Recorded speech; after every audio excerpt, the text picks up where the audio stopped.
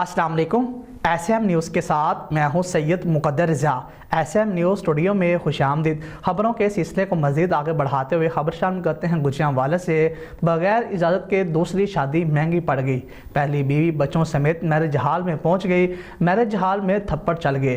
SHO Irfan Munawwar binder ने अपनी police team के हमरा दोनों इतराफ से तीन अफराद को हिरासत में ले लिया। आपको एक बार फिर बताएं कि गुजरांवाला में बगैर इजाज़त के दूसरी शादी करना शहरी को महंगा पड़ गया। पहली बीवी बच्चों समेत मैरिज हाल में पहुंच गए। मैरिज हाल में एक दूसरे को थप्पड़ मुक्के घुसूने मारते रहे।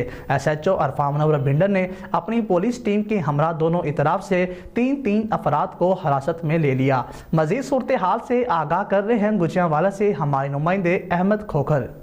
जी बिल्कुल, गुजरांवाला बगैर इजाजत के दूसरी शादी महंगी पड़ गई। पहली बीवी बच्चों समेत पहुंच गई। मैरिज हाल में थप्पड़ चल गए।